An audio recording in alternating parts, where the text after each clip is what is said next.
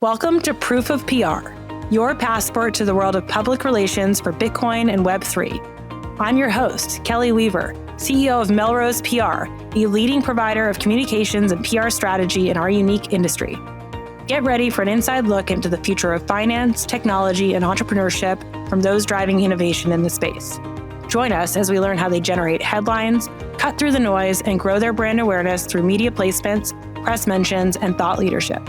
These are the stories behind their success. This is Proof of PR.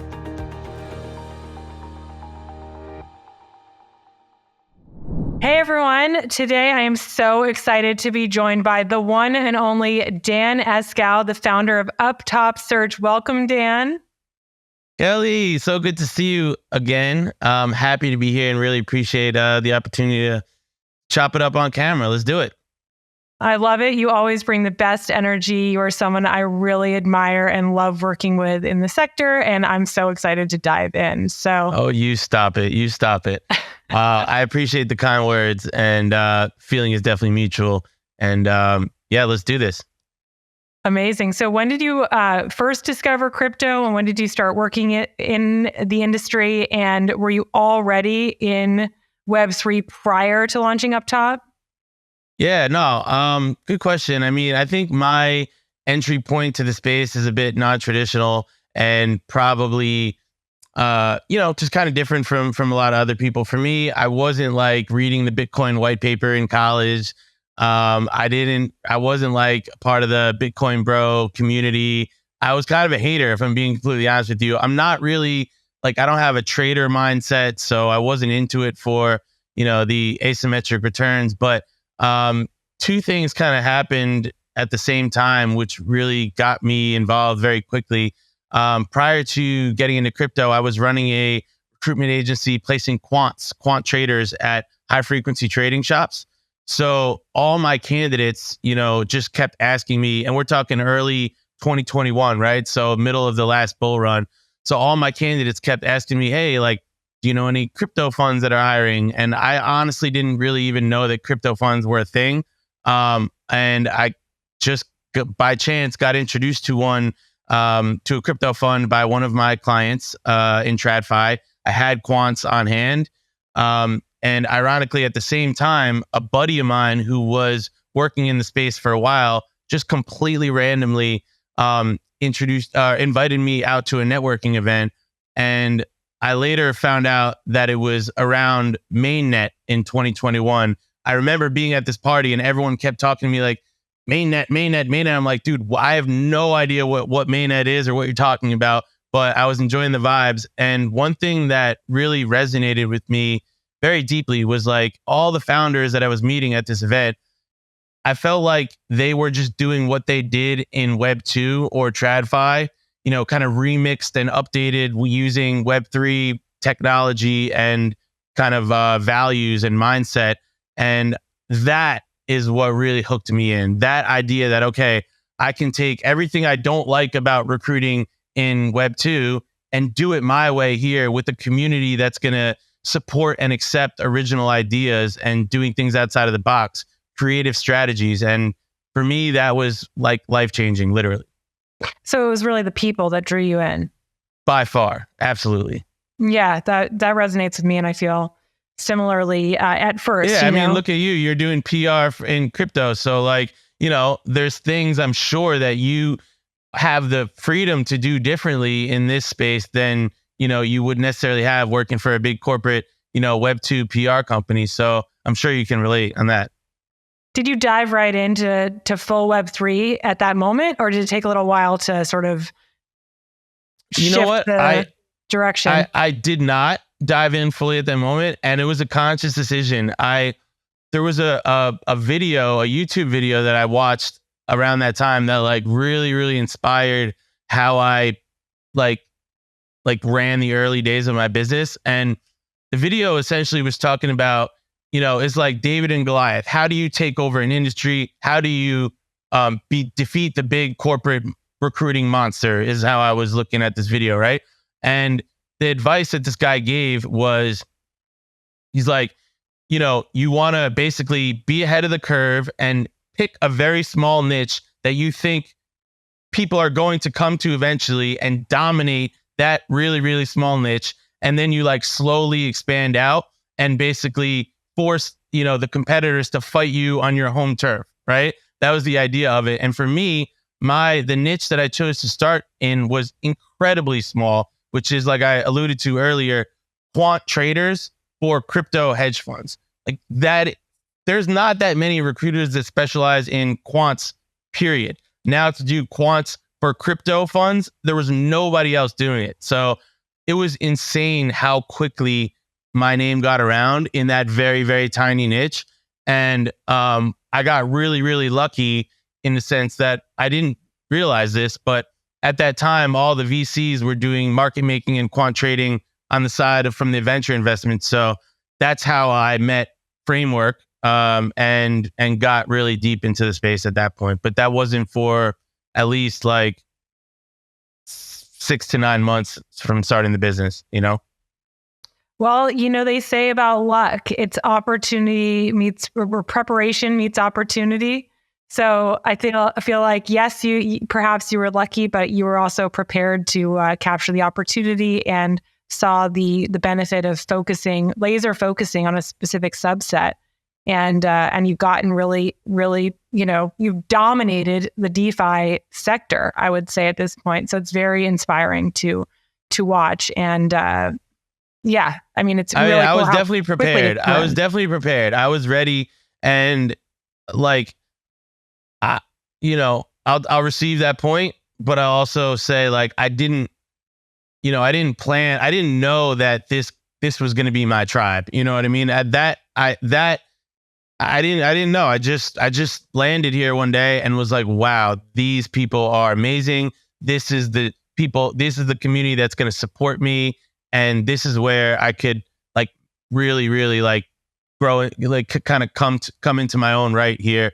And I firmly believe like this couldn't have happened anywhere else with any other people. And I'm so grateful to the Web3 community for accepting me and giving me the opportunity to do my thing, talk my shit a little bit, and run my shop the way I want to run it. It's been transformative, and I give all the credit to like the space that we're in, How has the role of social media and community channels shaped the industry and how it works for you? Like, is it a key tool for you? Yeah, you know what? It is. And glad you asked. Like, it's been a huge part of in my journey. And it's funny, like prior to, discovering how I can leverage social media to run my business, I wasn't a huge poster. Like I'm not gonna lie, like I like attention just like everyone else, right? So I did my thing a little bit on socials, but like nowhere near the volume that I'm posting at now.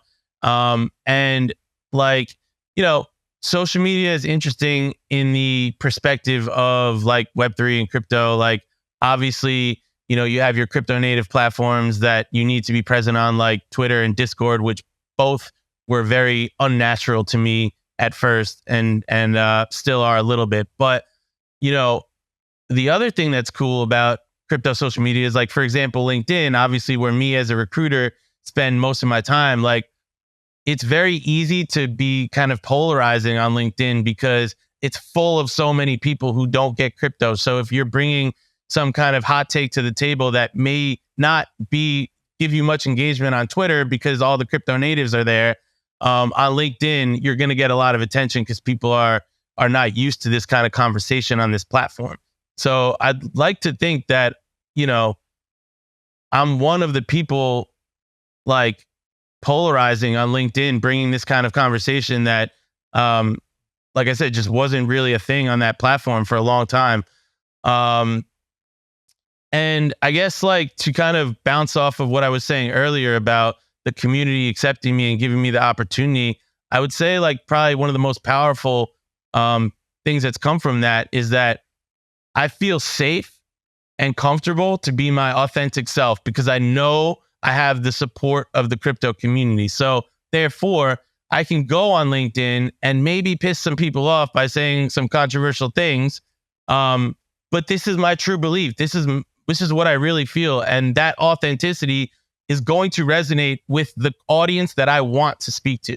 And it will bother people who are not on the same journey that I'm on. And I'm okay with that because I know who I'm speaking to. I know my audience, and I know that they'll support me being my authentic self. So having the ability having the confidence and comfort to share these thoughts that other people think and want to say, but aren't in the position to speak on, has helped me stand out and like I said, resonate with the people that I want it to resonate with.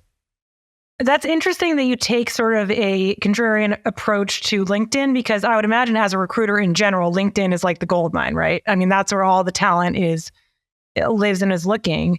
But it is, but recruiters have such a bad reputation more broadly that like any chance for me to separate myself from the behavior patterns that everyone knows, traditional recruiters to have, I feel is an opportunity to separate myself from the pack and highlight what we do. And I think that people find it really interesting. And it's interesting because you work with some incredible talent that doesn't even want to be publicly recognized, that are almost pseudo-anonymous and probably don't have LinkedIn profiles. How do you find those types of... Yeah, well, you're right. And I remember like the first time I got a Solidity developer job being like, what do I do now? Like when I first got my Web3 client, actually, my first Web3 client, Simon, shout out to Simon from Rhea, formerly Volt. When I was working with them, Framework gave me these job descriptions and I was like, where do these people live? Where do they hang out? What do they do? I knew nothing. And I didn't get very far on LinkedIn, to say the least. So you're right. They're anons. And the way that you get to those people is ironically through content like this and through, just getting deeper in the space. What I realized is those people, you don't find them. They find you, period. You don't find them, they find you. So when I hear about other recruiters trying to, start their business again in the space, that's something you have to learn on your own. It's not that easy. And for me, strategies that I take to have them find me is content. I do my podcast, which you were gracious enough to appear on last year. I have my Discord community. I have my social presence, of course. I host events at all these conferences, which is like, that's another part of it. Just being present, like being outside, being not some dude who's hiding behind a computer on LinkedIn. That's not me. I'm the guy that you see at the events. I'm the guy who you just signed up to his link for his cigar night in Denver.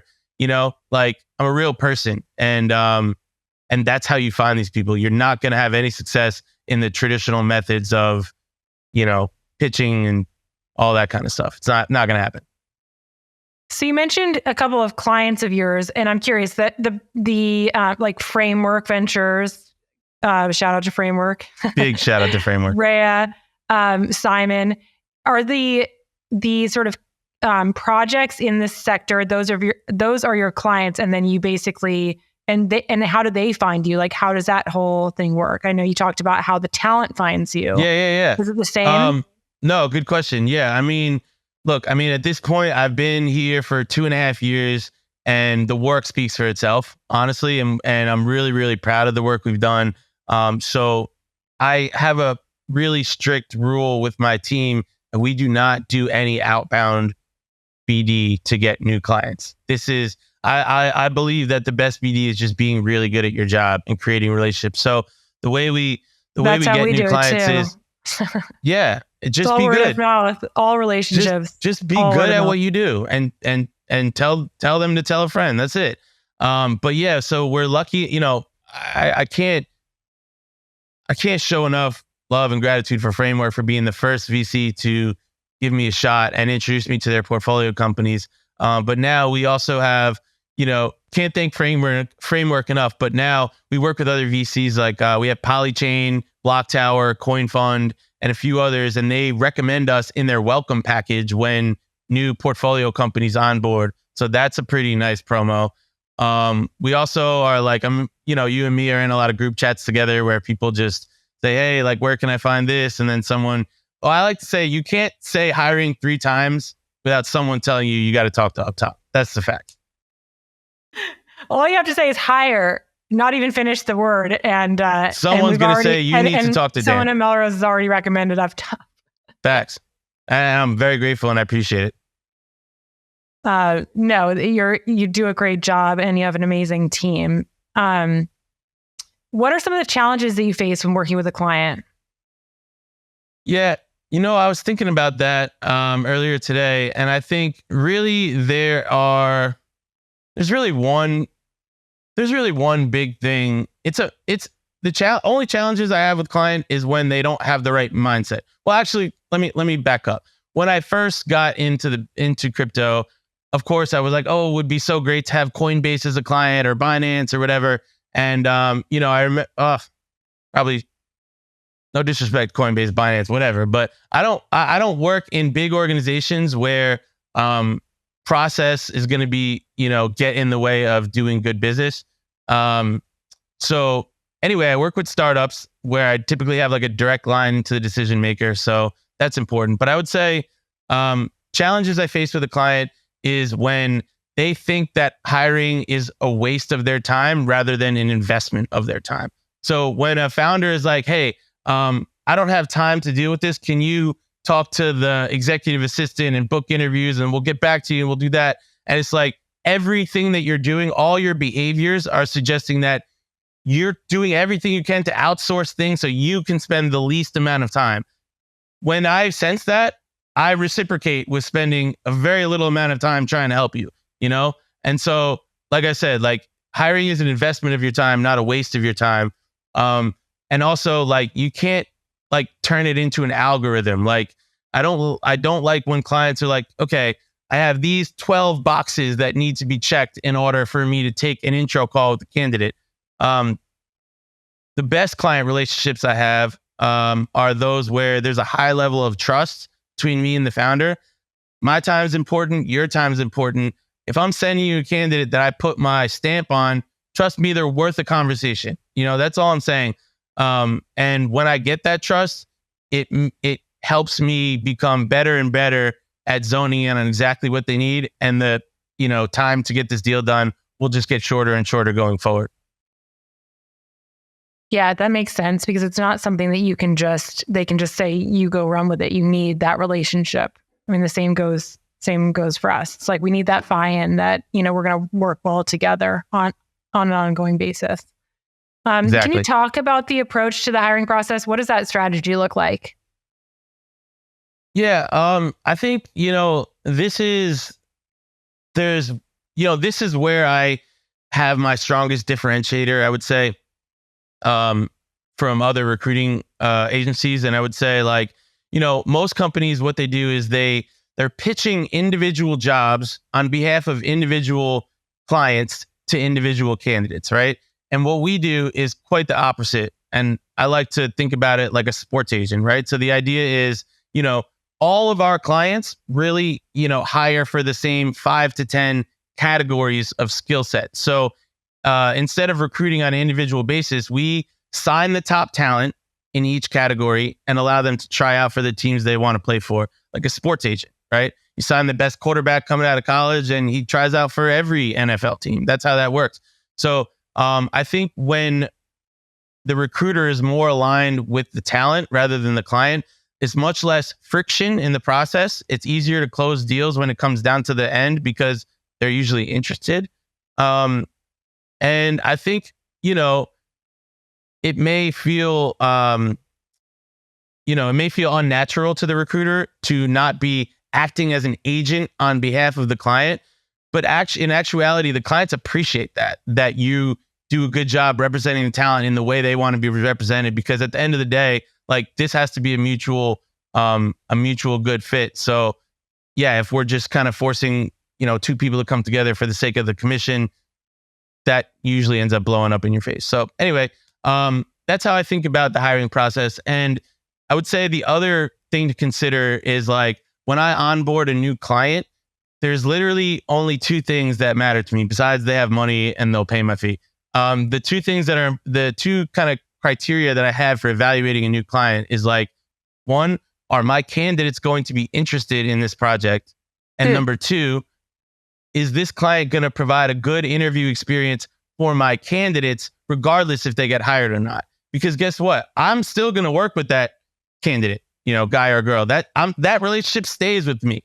And so you're going to burn out my pipeline of talent if you treat them poorly, if you give them a bad experience, if you ghost them, if you have freaking 12 rounds of interviews and 3 take-home tests, the candidate's going to be like, I'm done with Up Top. That's how that goes. So one thing that we do is we really hold our clients accountable to that. That's important. And I personally feel like if you don't respect that, then you don't respect me, and you're not good for my business at that point. So you're actually a detriment to me. Do you educate clients on what you expect when you embark on the relationship?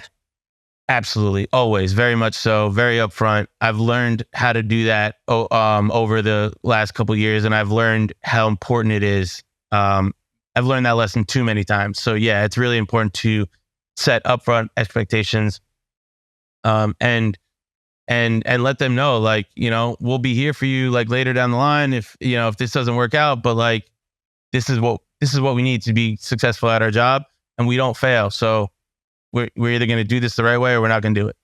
Yeah, that's fantastic. I mean, we always say our business is built on, either meeting or exceeding expectations. And really that's it.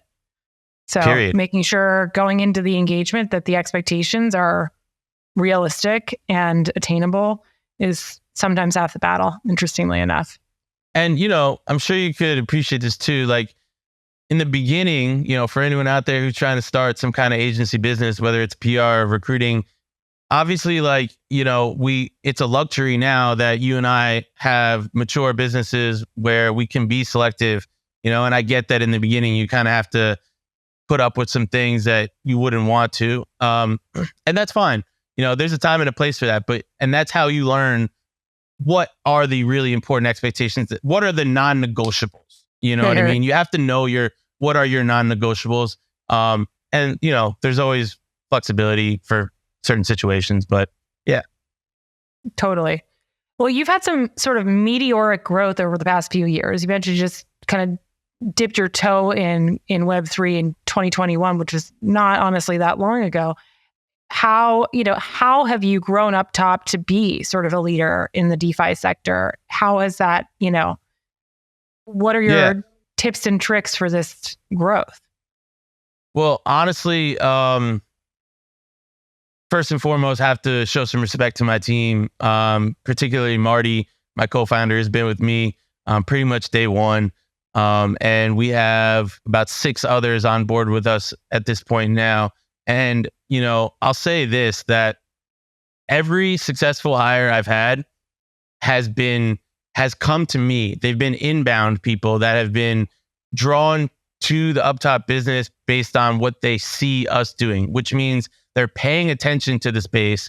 That's point number one. They're paying attention. They notice me and they're interested in specifically what we're doing. So these people all get it from day one. I'll tell you what is a hard pass for me for the most part is people with a long history of recruiting experience. And it's not an ageist thing. It's not a senior versus junior thing.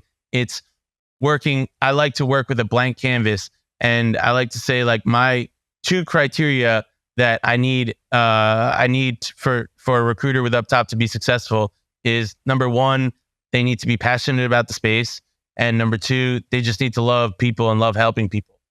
I don't need anything more than that to make you successful. But I don't have the patience to wait for someone to unlearn bad habits that they've learned in Web 2. I don't have time for it. So back to your question, huge part of there's zero chance at all that I could have this much success on my own, and much gratitude and respect to people that have helped me get there. And so I'm really, that's one of the things that I'm most proud of, is not only the people that are on my team and the work that they do, but the vibe that we have internally with each other. Genuinely feels like we're all homies outside of work. We love to hang out at the conferences. So yeah, that's something I'm super, super proud of. But But yeah, I guess like, How big is your team now? I think we have like 12 if we include like contractors. Like I have a legit like tech people, a designer. Like we have like behind the scenes, like we have some pretty cool like tech things that help us kind of run our business efficiently. Like the Telegram channel bots that I have like 6 different bots running right now, and they all, one thing also that was mentioned in that first video I told you about that really motivated me was, as this guy grew his business, he never sacrificed speed and efficiency to his clients. And that's something I'm very, very passionate about. It's like we have like 175 clients with signed contracts, but our response time hasn't like lagged one bit. Like we're still on it, hungry, and passionate like we were in day one. And the day that I feel that slow down is the day we need to start saying no to business and servicing, smaller number of clients. Cause I need you to know how much I want to get this. I want to be here and I want to deliver for you. It's important. I need you to feel it. Yeah, that's a really good point, and something that we get complimented on is just the pace of comms, and it is important. It's something that you kind of, we're so in the rhythm of being responsive and, being available, and just, at least if we don't have an answer, letting you know that we saw the question, that, it's just second nature, but it does, that isn't always the case. And I think it is something that can help you build trust. Yeah. And, that's an interesting, and also just when you said build trust, it made me think about like, as, both of our businesses expand and, we need to keep up that rapid pace of communication. I can't do it all myself. You can't do it all yourself. And it's really important to trust the people on our team that are representing our brand, that, they're going to answer quickly and they're going to have the right answers, and, they're going to do the right thing. And, I'm really, really lucky that like everyone who's with me, like this would never happen ever in life, but if I turned off my phone for a week, like I'm confident that they would do and say everything, up to the top standard that we have going, Yeah. That's amazing that you've been able to sort of create that culture and dynamic where, you can, replicate what you're doing out to others and help others to grow and, learn how to be a Web3 recruiter. And I love the whole starting from a blank canvas thing. That resonates with me as well. Yeah. What skills and qualities are essential in your opinion for someone who wants to work in Web3 or someone working in Web3? Got to have that dog in you, as they say. You gotta have the dog. You definitely really have to have the dog in you. You really, really do. But like, I don't know. You don't fair weather crypto candidates. I know a lot of people who have been burned by this last cycle where they worked for a startup that, promised them a lot of things and got let go for no fault of their own. And they're a little burned out by the whole Web3 thing. What do you say to honestly, that? Or is that not your candidate? No, I mean, look, that's a real thing that you just described, and no disrespect to that person or anyone who's been through that, but like that is probably a good way to filter people out who don't belong here. Because if you really believe in this, then, and if you really understand what's going on, then that's, I hate to say it, to be expected. You hope it doesn't happen to you. You hope your company, you do all your diligence and research to make sure that it's not your company who's going to, go under or make whatever mistake causes them to get let go for no reason of their own. But like, you should know the risks involved before getting into this, and if that's going to scare you away, sorry, but there are people who want to be here. And I would say like, this is the vast majority of people who face that situation. Bounce back and learn something from it and get stronger from that. And it makes their conviction higher, to be honest. So it's a good test. It's a good way to test the waters, unfortunately, for some people. Well, since this is a PR and marketing focused podcast, I have to ask what your experience has been like working with PR firms. Well, when I work with Melrose, it just feels like family. It just feels like I'm working with friends. No, I mean, I haven't worked with any other PR firms, but like you guys have like, what I really appreciate about working with you guys is like, when we first met, I had no experience in this. I didn't know what this engagement, like what this relationship was supposed to look like or what you needed from me. But I felt very comfortable in that you like helped me without judgment, like understand, kind of the dynamic here and how we can help each other. And I really enjoy the relationship that we built here. Not only with you, but shout out to Keely, love Keely, and everyone else on the team who's been super helpful. But I mean, you asked earlier, like, how did we grow this business in such a short time? PR that I've gotten through you guys has been massively helpful. I just did another interview with Blockworks. Thanks to you guys. Shout out to Blockworks. Shout out to Mariah. Appreciate you. I remember the first couple of articles I did with CoinDesk and Blockworks. It can't be overstated how impactful that was to my name getting around. And it's really dope, like to have a portfolio of content that you can share with people who maybe haven't seen it when they do research on you. Which, as a recruiter, like I alluded to earlier, like a lot of people have had bad experiences with other recruiters in the past. So before they take a call, they usually want to say, what's this guy about? And the fact that I have so many PR appearances through you guys has been a massive validator that this is someone who belongs here. This is someone who gets it. So like I said, I've enjoyed the relationship. I've seen a lot of benefits from the work that you guys have done for me and couldn't be more grateful.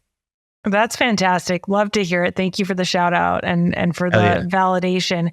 It's just nice to hear that it's actually translated into kind of credibility and measurable success. You've also had several mentions in TechCrunch, if I recall. Yeah, and I would say not only that, it's another piece that I forgot to mention is like you've taught me how to have relationships with journalists directly and how to basically maximize the value that I get from those relationships. And, because in the beginning, I had never really dealt with journalists before. So what makes them tick? What do they like? What do they don't like? What's going to make them call me back? What's going to make them never want to talk to me again? It was really, really helpful to have you guys as a resource and learn how to navigate like those relationships. That was really important. Well, that's fantastic. And we've really just had light support on this engagement in the form of really, educating you on the process and letting you run with it. So you've done a great job to your credit. And one of the ways that you've reciprocated is you have this awesome podcast that I want to talk about. What was the inspiration behind that? And shout out to all of the sort of mutual clients that we've had on the show over the past year or so. It's been really fun to work with you on that. Yeah, amazing. Yeah, I loved having you on. That was a great episode, a fun one. And the podcast journey has been fun. It's been great and it's been productive as well. I just had an instinct when I first started doing the quants for crypto trading, I knew I was onto something unique and interesting that no one in my world, which at this point was not yet Web3, I'm still really living in TradFi Web2 world. And I realized, wow, I'm exposed to all this cool stuff that like I've never heard of. I don't know anything about it. And I know all of my friends don't know about it. So I just had this idea of like, I need to talk about what I'm doing. The first episode I ever did was so cringe. I'm pretty sure I took it down from all platforms, but it was basically like me reading questions that I didn't know. Like if they answered the questions, I wouldn't know what he was saying. So like it was a very that's not good for a dialogue when you're asking questions that you don't understand the answers to. So that was my experience at the first episode. But and this was to a hedge fund manager, but somehow I managed to salvage a couple of good clips from it. And I'll never forget this. Thanksgiving of 2021, I spent DMing literally 10,000 people of my LinkedIn connections this one clip. I DM'd every one of my 10,000 connections this clip. And eventually, I got an inbound DM from my boy, shout out to Chase Campbell, who's now at BlackRock doing crypto, big things. He was running institutional sales at Coinbase at the time. And he DM'd me and he was like, hey, love what you're doing. For the prime brokerage, I would love to meet some of your crypto hedge fund clients. And in return, I can introduce you to Coinbase's clients. This was from one clip, from one episode. That was like massively powerful experience. And so I knew this is something I have to keep doing. And I eventually landed on the right concept that was working for me. I eventually figured out how to have the conversation in a way, how to extract the content that people want, how to clip it up and chop it up and deliver it. And I've really, really, really enjoyed that process. So look out for Docs Radio Season 2 coming soon. Docs Radio, shout out. And I love that. And it's funny, if you wait for things to be perfect, you're just never going to do it. So you got started, you put it out there. I guess you've scrubbed it from the internet now. I probably have, but even there's plenty of cringe stuff out there. But what's cool about that is, number one, you show people you're not afraid, and they respect that, because so many people want to do it and can't get themselves to get over that hump. So kind of showing them you're not afraid. It's as authentic of a quality, as relatable of a quality as you can get. And even cooler is being able to look back and see the progression. I know how much better it is now, and it kind of just makes me laugh now in a different way than cringe, to look at wow, I would never do that. What I did. Yeah. I was figuring it out, Well, and you've been really consistent, which is also, commendable. And you batch the content, you record typically at major conferences, right? Like at a offsite location, because you love to do it in person, and have gotten some great content from those, and then probably relationships too, I imagine, from some of the guests, right? Well, yeah. I mean, everyone likes to have the light shined on them a little bit, and even if my light is not as bright as yours or some of the other bigger platforms out there, they appreciate the effort.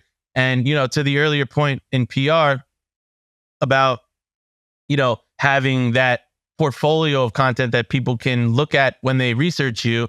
I know my guests understand that people are going to see this, when they're doing their Google searches and all that, which is cool. But yeah.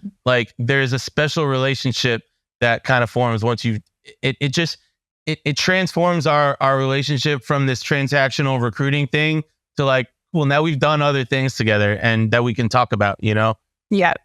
100%. Yep. Yeah. How do you stay up to date with all the latest developments and trend in this sort of ever-changing industry, or do you try to?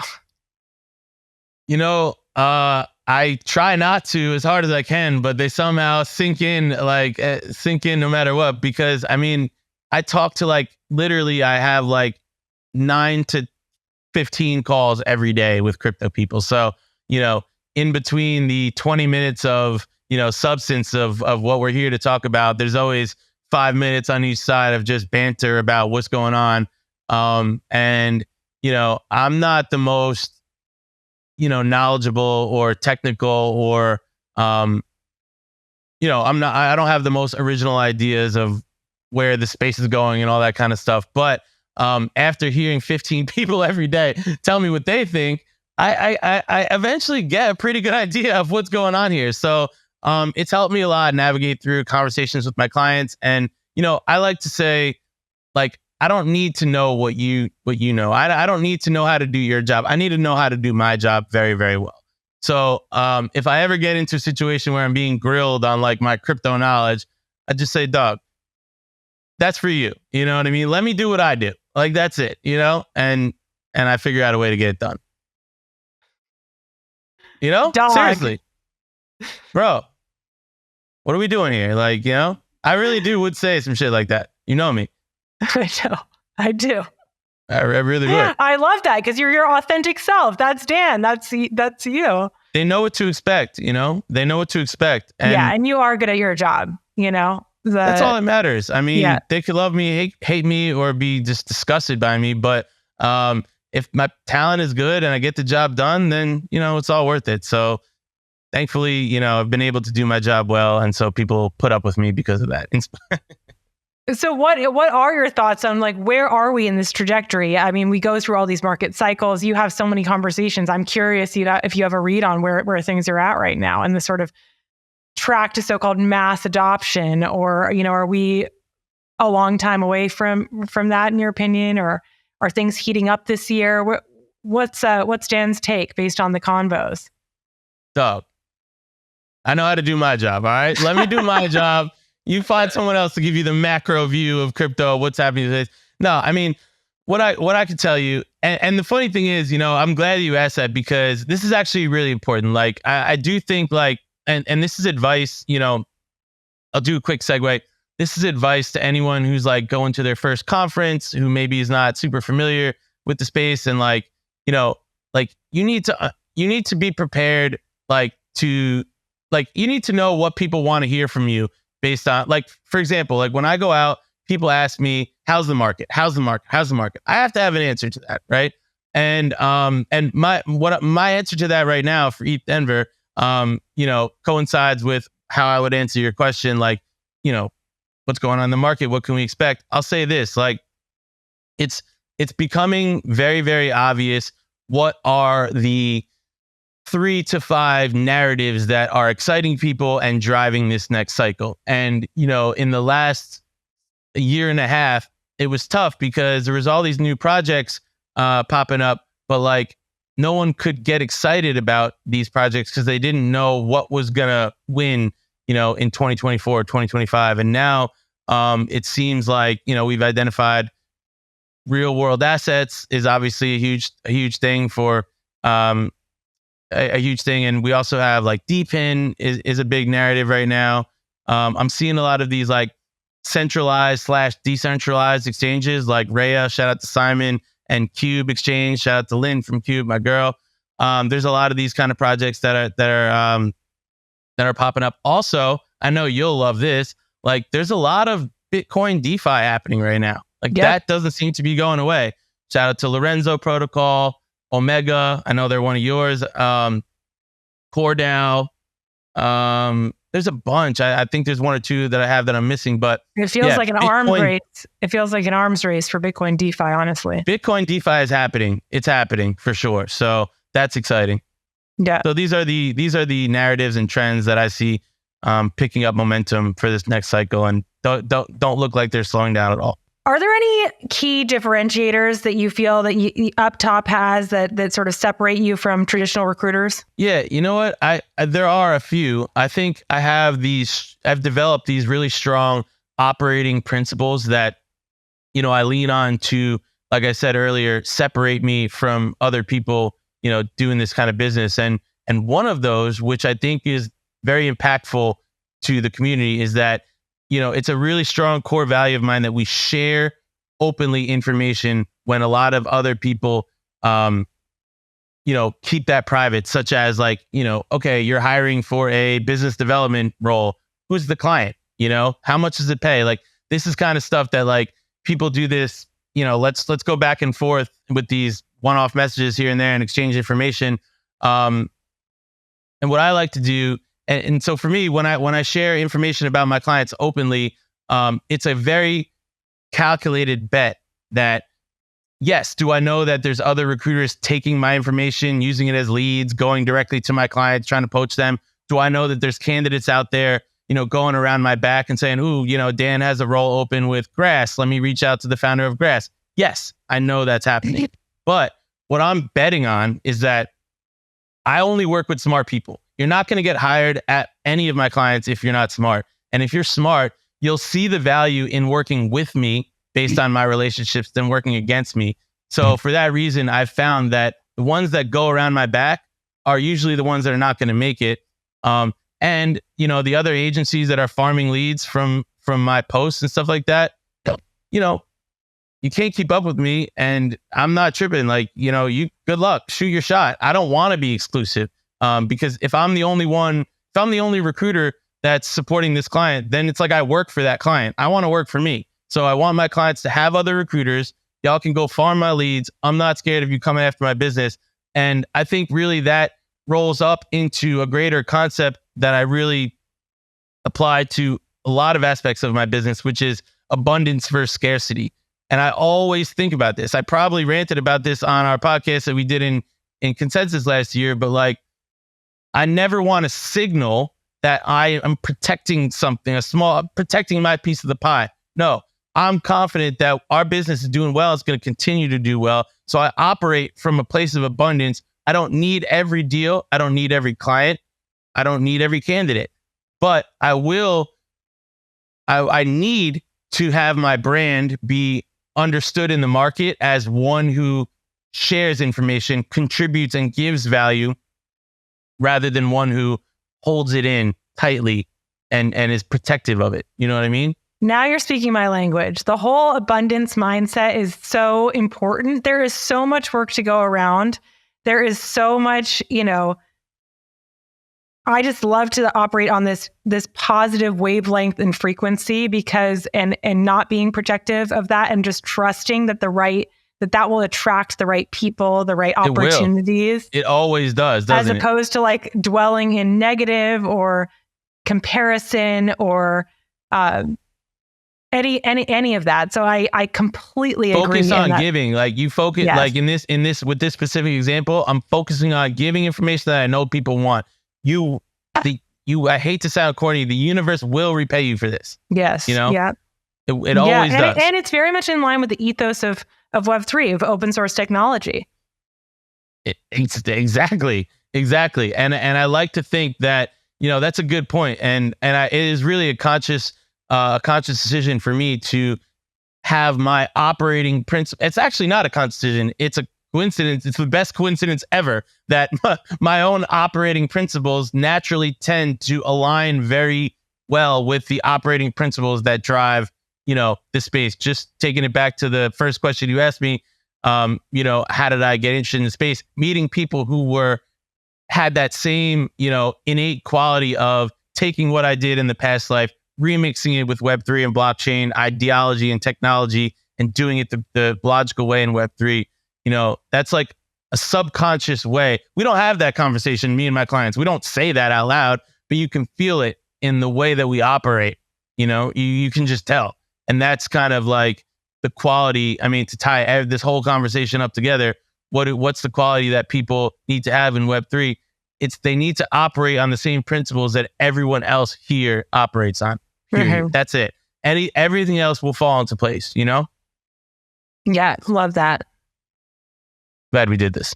Well, Dan, this has been such a great conversation. I'm so grateful that you took the time to chat with me today. And are there any closing thoughts or resources that you want to share for listeners? Closing thoughts. Just thank you. Just thank you to everyone. Like anyone who watches this video, you're watching this because you care about crypto and you're paying attention to Web3. You're part of our community. And I've developed this persona, for better or worse, online that may be a little like arrogant, like flexing here and there a little bit too much. And I'm trying to tone that down a little bit. But for anyone who really knows me in person, has met me, that I'm grateful and humbled to have this experience and opportunity. I have so much respect for the clients who I really look up to and are doing such incredibly innovative and cool stuff and have let me be a part of that. It's an honor, truly.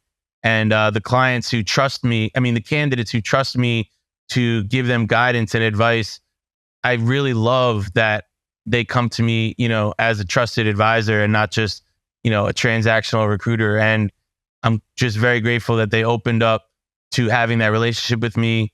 And it's obviously changed my life. And I'm just very grateful. So thank you to everyone who's given me a chance.